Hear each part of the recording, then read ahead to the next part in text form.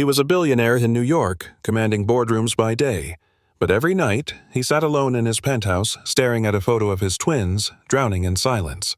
His wife had vanished with his children, leaving behind a man who could conquer Wall Street, but not his own grief.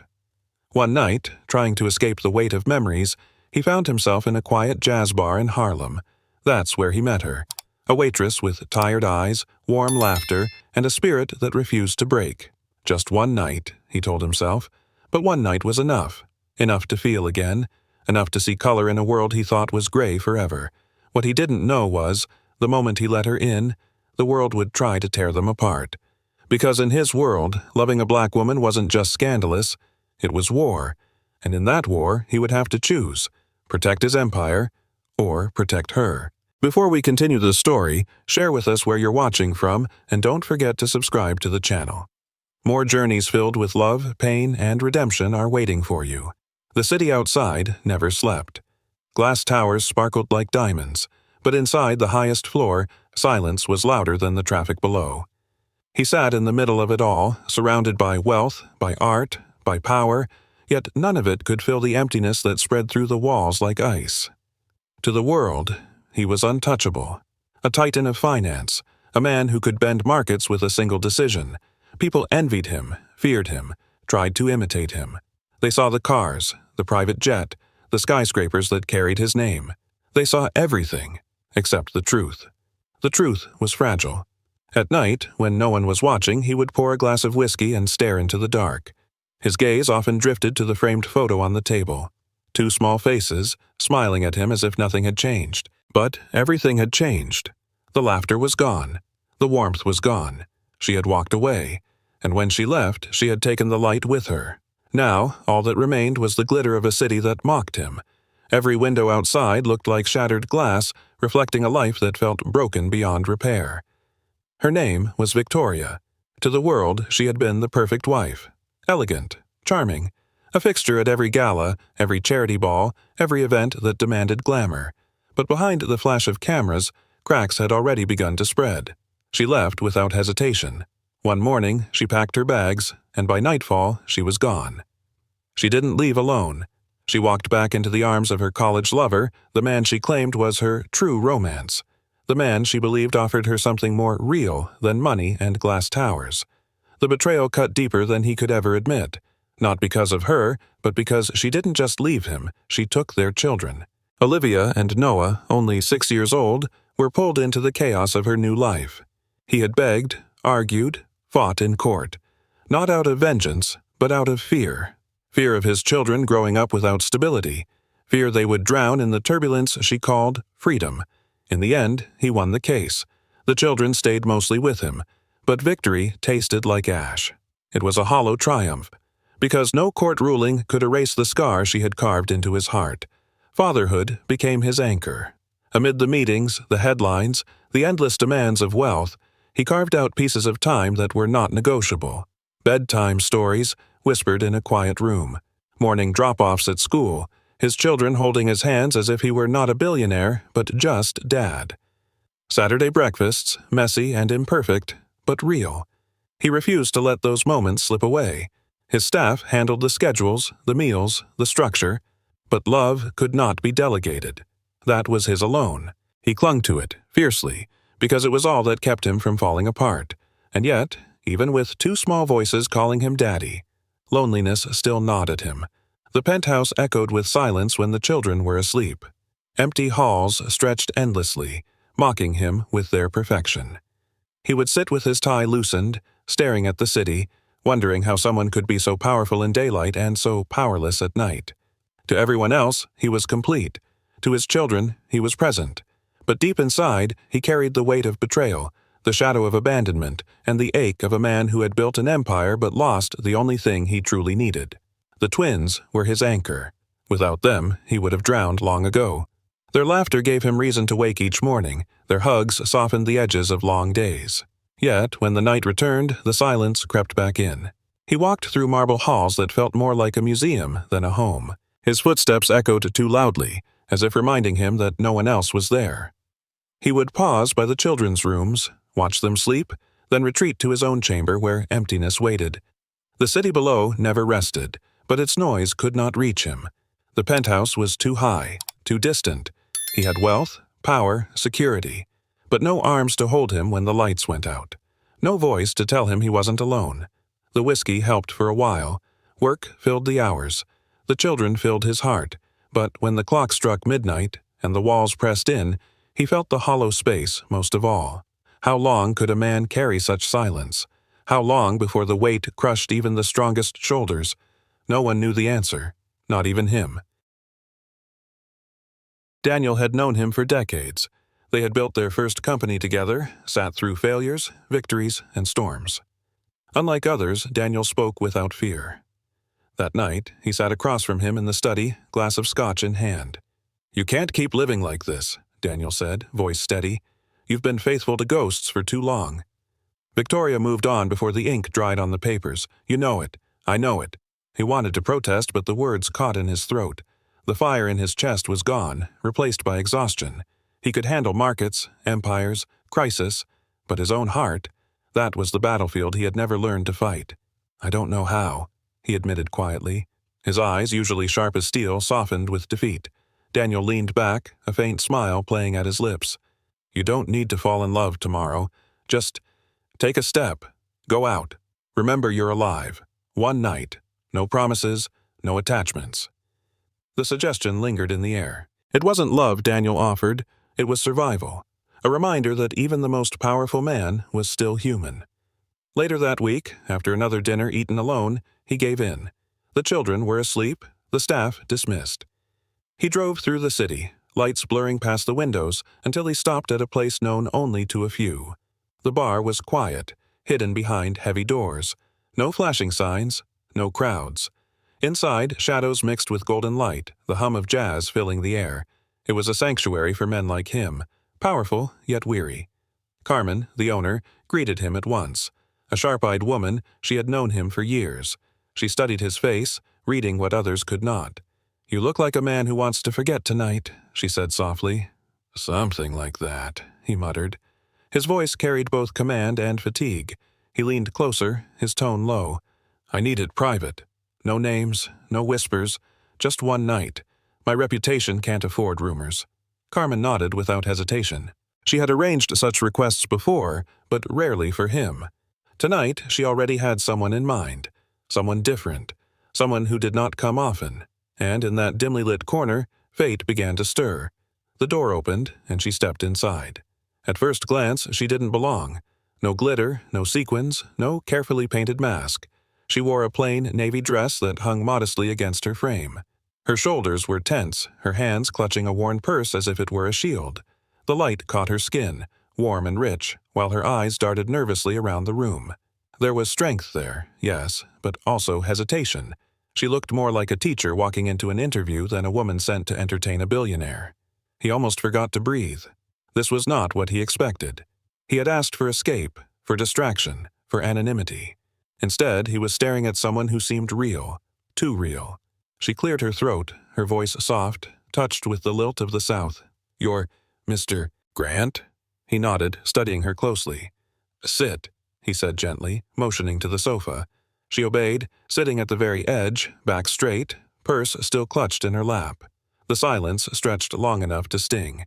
He finally leaned forward, his voice calm but certain. "You don't belong here." Her eyes widened, then narrowed with defense. "What makes you say that?" she asked, her tone sharper than her trembling hands. "You don't have the armor," he replied quietly. "The others, they know how to hide. You don't." She looked away, lips pressed tight. "It doesn't matter," she muttered. "We both know why I came. You asked for someone. I'm here. Let's just get this over with." The words struck him harder than he expected. Cold. Hollow. She was repeating a script, but her voice cracked on the edges. "No," he said firmly. Her head snapped up. "What?" "No," he repeated, steady as stone. "I can't do this. Not with someone who clearly doesn't belong here. Not when you're holding on like the world is about to break you." She froze, caught between fear and anger. "I'll ask again," he said, lowering his voice but keeping it sharp enough to cut. "Why are you here? What are you running from?" She shook her head quickly. "You wouldn't understand." "Try me," he pressed. There was no demand in his tone, only weight, a quiet insistence that made escape impossible. Her hands twisted the strap of her purse. Her breath caught in her throat. For a moment she seemed ready to stand and flee. Then her body sagged, the fight leaking out of her. "My brother," she whispered. The words nearly broke apart before leaving her lips. He leaned closer, careful, steady. "Go on." She swallowed hard, tears burning at the edges of her eyes. "Jordan. He's 22. He's sick. A heart condition. The surgery he needs cost more than I could ever make in 10 years waiting tables. I tried. I begged for loans, worked every shift I could. Nothing was enough." Her voice cracked, raw and unguarded. "Carmen said I could make real money here, just by showing up. Not often. Just enough to pay for the chance to save him." She covered her face for a moment, fighting to keep from falling apart. When she lowered her hands, her eyes glistened. "I didn't come here to sell myself, Mr. Grant. I came here to save him." The silence that followed was heavy. He had wanted numbness. Instead, he was staring at sacrifice, at a woman crushed by love strong enough to break her. He leaned back, studying her with eyes no longer cold but searching. For a long moment, he said nothing. Then, quietly, he shook his head. "I won't do this," he said. Naomi's heart lurched. She gripped her purse, ready to leave. "Then I'll go." "No," he interrupted, firm but not unkind. "Not like that. I can't pay for one night with someone who doesn't belong here." His gaze softened. "But I'll make you an offer." She froze. "What?" "I need a nanny for my twins," he explained. "Olivia and Noah. 6 years old. Bright, curious. They deserve more than strangers raising them. You have heart. You're young, decent. Work for me. I'll pay you more than the restaurant ever could, and I'll cover every cent of your brother's surgery." Her lips parted, disbelief flickering across her face. "Fully? You can't be serious." "I am." Naomi stared at him, stunned. "Why would you do that? For me?" "Because I've trusted the wrong people before," he said softly. "And now, I'd rather take a chance on someone honest." For the first time that night, hope pierced through her fear. 2 days later, Naomi stood at the gates of his estate. The mansion loomed vast, marble floors gleaming as if untouched by life. Her suitcase felt heavy in her hand, not from weight, but from doubt. But before fear could take over, 2 small figures peeked around a hallway pillar. Olivia, brave and curious. Noah, shy but smiling, their eyes wide with wonder. Naomi crouched down to their level. "Hi," she said softly. "You must be Olivia and Noah." Olivia stepped forward. "Are you our new nanny?" Naomi smiled, her voice trembling. "Yes, if you'll have me." Noah giggled and rushed to grab her hand. "Can you read us stories? Mommy never did." The request pierced her heart. She squeezed his hand gently. "I'd love to." From the staircase above, he stood silently, watching the scene unfold. For the first time in years, something shifted inside him. The mansion had always been polished, perfect, lifeless. But as Naomi knelt with his children, warmth began to seep through the cold walls. The house was beautiful, but beauty often hides emptiness. Naomi felt it in every polished surface, every chandelier that gleamed too bright. It was a place meant to impress, not to live. At first, she tiptoed, unsure of where to stand or what to touch. Meals felt too formal. Conversations with staff were brief, stiff. She wondered if she had made a mistake, if this world was too far from hers. But the children refused to let her fade into the background. Olivia dragged her into dance routines in the living room, giggling without shame. Noah insisted she help build castles of Lego, his small hands sticky with determination. Their laughter chipped away at her hesitation. Little by little, Naomi's voice grew steadier. Her smile became less forced. She began to belong, not because the mansion welcomed her, but because the children did. And when evening came, she sat with them at bedtime, book in hand, her voice carrying them into worlds of dragons and knights. Their eyes fluttered closed, safe, content. In those moments, she forgot her fear. For the first time, the mansion felt less like a cage of wealth and more like a home. Saturday morning was never meant to be quiet, not with Olivia and Noah tugging Naomi into the kitchen before sunrise. "Let's make pancakes!" Olivia shouted, curls bouncing as she pulled bowls from the shelf. Naomi tried to keep order, but within minutes flour dusted the counters and sugar spilled across the floor. Noah stirred the batter with both hands, sloshing it dangerously close to the edge. Olivia dropped blueberries in with a grin far too wide to hide. Naomi laughed, steadying Noah's hand. "Gently, sweetheart. The pancakes won't run away." That was the scene Alexander walked into. He stopped in the doorway, stunned. The kitchen, usually a place of polished perfection, looked like a storm had passed through. His staff would have fainted, but his children were alive with joy. Olivia spotted him first. "Daddy, look, we're making pancakes like on TV." Naomi glanced up, a streak of flour across her cheek, her eyes wide with embarrassment. "Good morning, Mr. Grant," she said softly. He surprised even himself. His lips curved into a laugh, not polite, not restrained, but real, the kind of laugh he hadn't heard in years. The sound filled the house, warm and unguarded.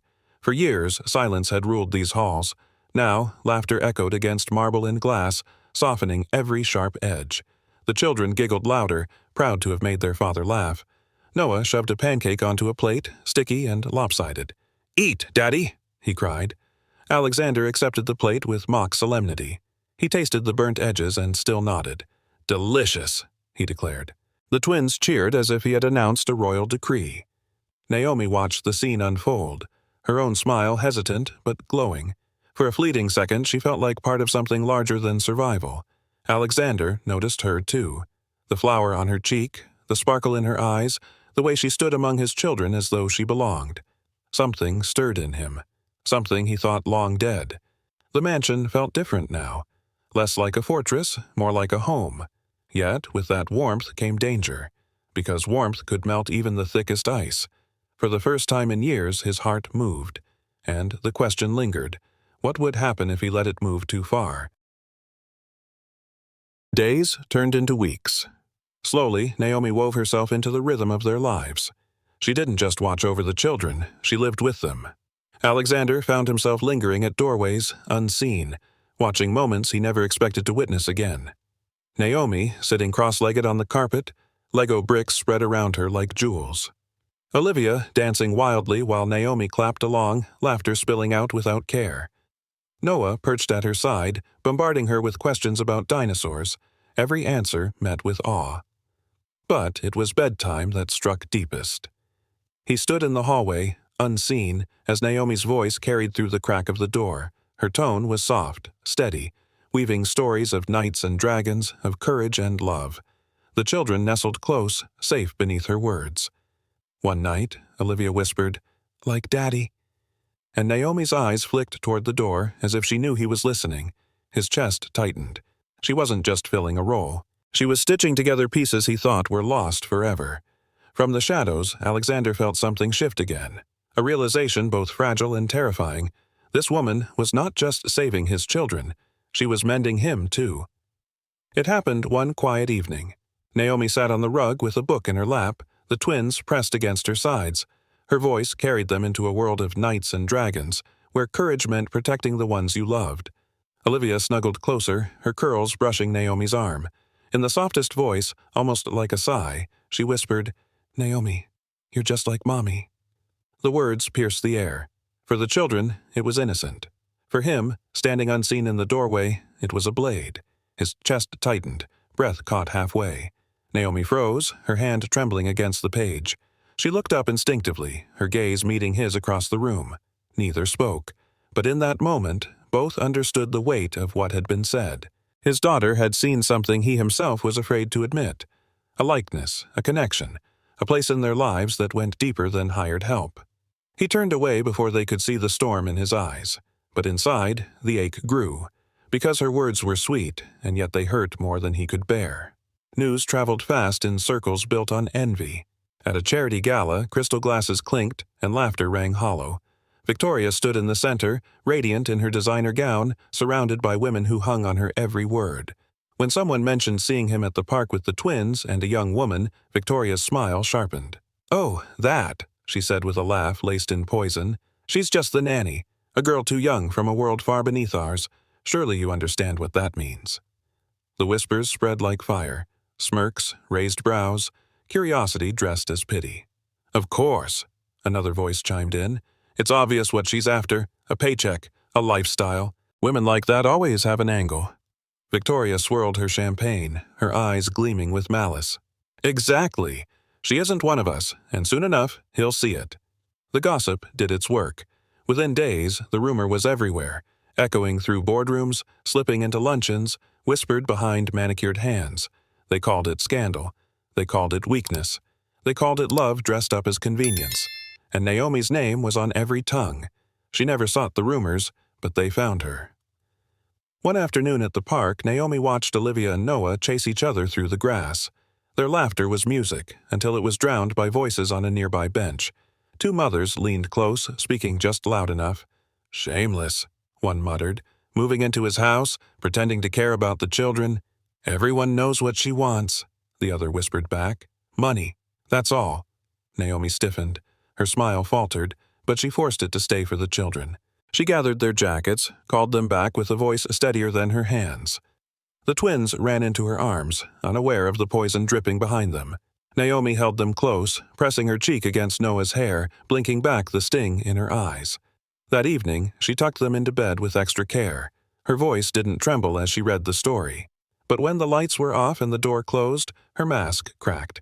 The words of strangers cut deep, sharper than she expected. She wasn't afraid of sacrifice, but humiliation, that was harder to bear. She found him in his study, the city lights stretching behind the glass. Her hands trembled, but her voice was steady. "Mr. Grant," she began, "I think it's time I resign." His head snapped up. "What are you talking about?" "I've heard what people are saying," Naomi continued, eyes fixed on the floor. "About us, about me. That I'm—" Her throat tightened, the words refusing to leave. She forced herself onward. "I don't want your children whispered about because of me. I don't want your name dragged through the mud." He rose sharply, crossing the room in quick strides. "Naomi," he said, his tone cutting through her fear. "Look at me." Reluctantly, she lifted her eyes. "Do you care what they say?" he asked. "Yes," she admitted softly, "because it hurts. Because it makes me feel like I don't belong here." His jaw clenched. His voice dropped to something fierce, unshakable. "Then let me make it clear. You belong here because I say you do, because my children adore you, because you've brought life back into this house. Don't let their poison drive you away." Her breath caught, but in his words, doubt still lingered, because he had not yet said love. The house was quiet, the twins asleep, the staff gone. Only the hum of the city remained, muted through layers of glass. Alexander stood at the window, hands braced against the frame, staring at the skyline that once felt like his empire. Tonight, it felt like a prison. Her voice lingered in his head, the way she had said she didn't belong, the way her eyes shimmered with pain. He told her she did belong, but he hadn't told her why, not the truth, because the truth terrified him. He had hired her out of impulse, to rescue her from a place she never should have been, to protect his children from emptiness. But somewhere along the way, she had become more.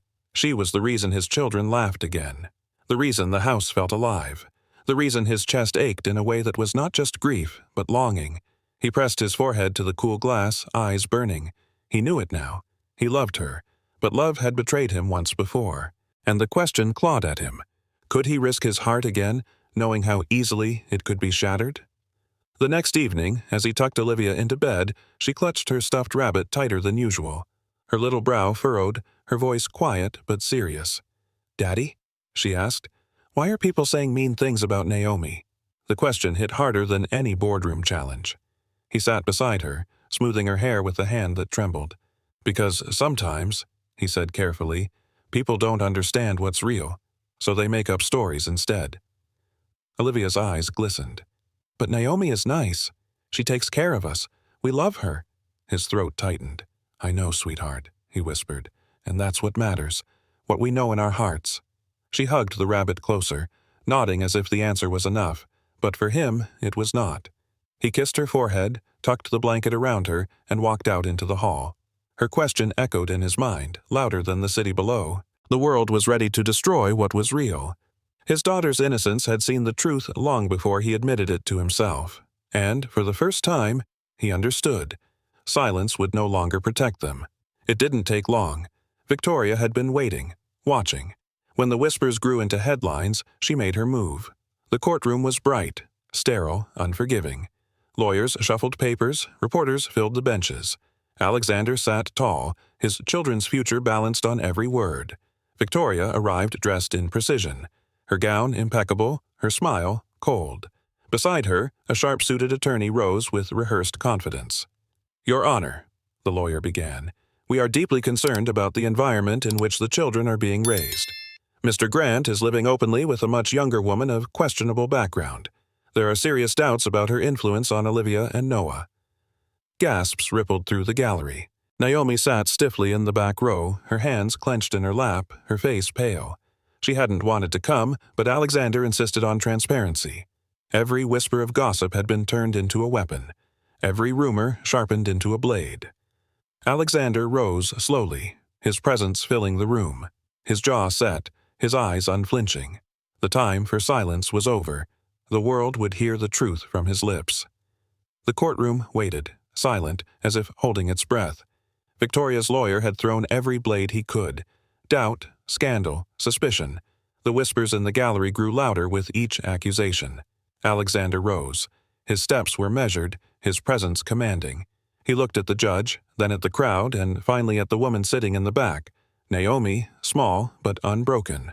"My children," he began, voice steady, "are thriving. They are happy, healthy, and loved. The woman you question has cared for them with more devotion than their own mother ever did." Gasps rippled through the room. Victoria's face twisted, but Alexander did not falter. "She is not a threat," he continued, his voice cutting through the murmurs. "She is a blessing." Victoria leaned forward, eyes sharp. "So, you admit it?" she demanded. "You're in love with her?" The silence deepened. Alexander's jaw tightened. His answer came with no hesitation. "Yes," he said, "I am." The words landed like thunder. The gallery froze. Reporters scrambled to their feet. Naomi's breath caught, her eyes filling with tears. In that single moment, the walls of secrecy shattered. The truth stood naked before the world. The headlines exploded the next morning. Billionaire declares love for nanny in courtroom drama. Every paper carried it. Every channel repeated it. His name was no longer tied only to business, but to scandal. Cameras swarmed the gates of the mansion. Reporters shouted questions at every passing car. Photographers camped on the sidewalk, lenses aimed like weapons. Inside, Naomi tried to shield the twins from the noise. Curtains drawn. Music turned up to drown the shouting. But she couldn't shield herself. Each flash outside reminded her of the eyes that now followed her every step. She had never wanted this. She had wanted to save her brother, to live quietly, to keep her dignity. Now her face was plastered across tabloids, her name dragged through speculation. When Alexander came home late that night, he found her sitting in the darkened living room, her shoulders stiff, her eyes rimmed red. She rose quickly, her voice shaking. "I can't do this," she whispered. "I can't breathe with the cameras outside. I don't belong in your world." Her words were a knife, and for a moment he feared she was already slipping away. The terrace was quiet that evening, the city spread out in lights below. Naomi sat on a bench, her face turned away as Alexander approached. "You're angry with me," he said gently. She shook her head, tears glistening. "Not angry, just overwhelmed. Everything is so loud.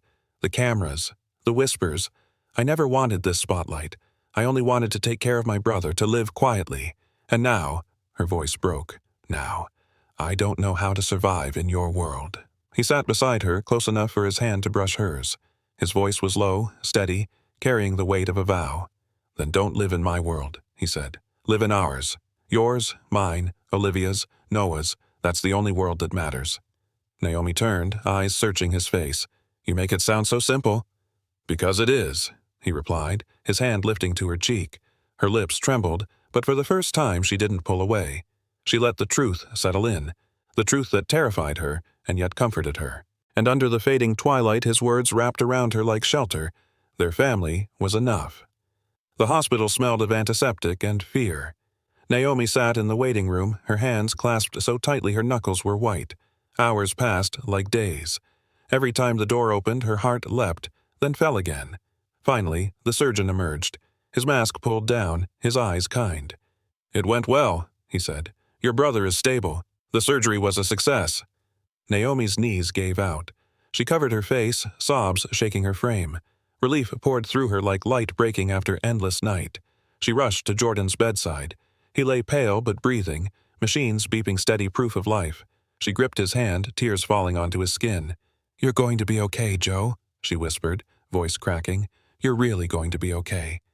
Jordan smiled faintly, his voice barely a breath. "Thanks to you. And him." His eyes flicked toward the doorway. Alexander stood there, silent, giving space but carrying the weight of everything he had promised. Naomi looked at him through tears, her heart swelling with something far greater than gratitude. For the first time, hope felt real. Life settled into rhythm. The headlines moved on, society found new scandals, and the storm around them slowly faded. Inside the mansion, laughter became constant. Olivia and Noah clung to Naomi with trust that deepened each day. They no longer asked if she was staying, they simply assumed she was part of them. One evening, as the family gathered around the dinner table, Olivia leaned against Naomi's arm and whispered, "I love you, Mommy." Noah nodded, mouth full of food, his little voice muffled but certain. "Me too." Naomi froze. Her throat tightened. Tears blurred her vision. But when she glanced across the table, Alexander's eyes met hers. He didn't look shocked. He looked relieved. After dinner, Naomi wrapped her arms around him in the hallway, whispering against his chest, "Thank you for all of this." He held her close, pressing his chin against her hair. "No," he said softly. "Thank you for giving us back a family." For years, his home had been filled with silence. Now it was filled with voices, with warmth, with love. The mansion was no longer a fortress. It was alive. Autumn painted the garden in gold and crimson. Leaves fell like confetti, crunching beneath small feet as Olivia and Noah ran across the lawn. Naomi spread a blanket, setting out sandwiches and apples. She looked up to find Alexander watching her, his expression unreadable, yet filled with something deeper than words. He stepped forward, then sank to one knee. Her breath caught. "Naomi Carter," he said, his voice strong but laced with emotion. "You came into my life when I was broken. You healed not just me, but my children. You gave us laughter, hope, and a family I thought I had lost forever." He opened a velvet box, a ring catching the afternoon sun. "I cannot imagine a future without you. Will you marry me?" Tears streamed down her face. The twins, realizing what was happening, rushed over, chanting, "Say yes! Say yes!" Naomi laughed through sobs, nodding. "Yes," she whispered, then louder, certain. "Yes, I'll marry you." He slipped the ring onto her finger, pulling her into his arms as the children cheered around them. For the first time in years, his heart felt whole. Love had found them in the unlikeliest way. A man with power, wealth, and fame had discovered the one thing money could never buy. A woman who entered his life by chance had become the center of it. Two children, once caught in the chaos of loss, now held a family reborn. It wasn't the empire he built that healed him. It wasn't the glass towers with his name or the fortune that made the world bow. It was love. Pure, undeserved, undeniable. And in the quiet of that golden garden, with Naomi in his arms and the twins laughing at their feet, Alexander finally understood. Money and power could build a kingdom, but only love could make it worth living in. That truth lingers beyond their story, because deep down we all long for the same thing, not riches, not titles, but someone who stays, someone who heals, someone who makes the silence bearable. If you believe, like I do, that love is stronger than wealth or fame, leave a heart in the comments. Tell us where you're watching from, and don't forget to subscribe, because more journeys of love, loss, and redemption are waiting for you.